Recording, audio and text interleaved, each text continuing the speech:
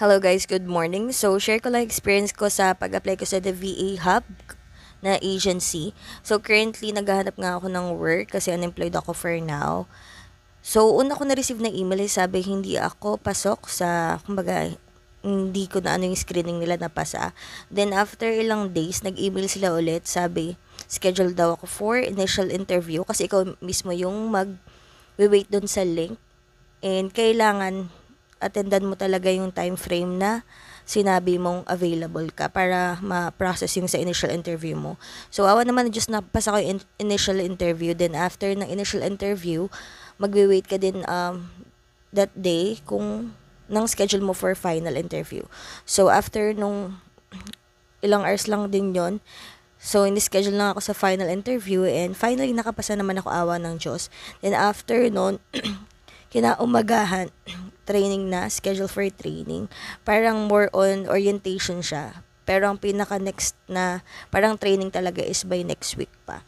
So, ang maganda doon kasi, kumbaga, win-win situation siya habang nag-aaral ka about sa course na tinuturo nila sa'yo, though hindi man siya bayad, at least may natututunan ka. So, kailangan mo talaga mag-focus dun sa tinuturo. Medyo na-overwhelm lang talaga ako kasi ibang-iba siya sa setup sa BPO industry. Like, kung like, let's say for example, yung niche mo is virtual assistant yung course na tinuturo. So, kailangan mo talaga maging resourceful and dapat yung pick up mo, yung pag-pick up mo sa tinuturo nila is ma-apply mo kaagad kasi yung iba-iba naman tayo ng learning curve. So, ako talaga medyo na-overwhelm lang ako. So, hindi ko alam na, ayun nga, may mga exams rin kasi sila. So, pwede ka matanggal sa training kapag di mo napasa yung, yung mga quizzes or mga gagawin doon. So, ang pinaka nagustuhan ko naman doon kasi nakita ko yung support nila. Kasi kumbaga, nasa sayo na lang talaga kung ipupush mo.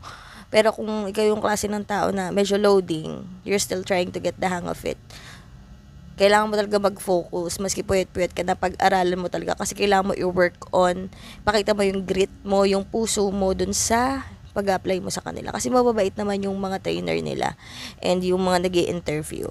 So, kung gusto mo makapasa and i-try mo rin, search mo lang the VA Hub. So, panoorin mo yung video doon. Ang ganda ng mga testimonials and nakaka-inspire din naman yung mga sinasabi nila. So, pag di mo, by the way, pag di mo napasa yung training, after 3 months, pwede ka ulit mag-apply. So, susunod, at least marami na rin ako nalaman sa training, like yung mga, paano yung sa about sa courses, may mga basic na rin ako nalaman. So, thank you pa rin.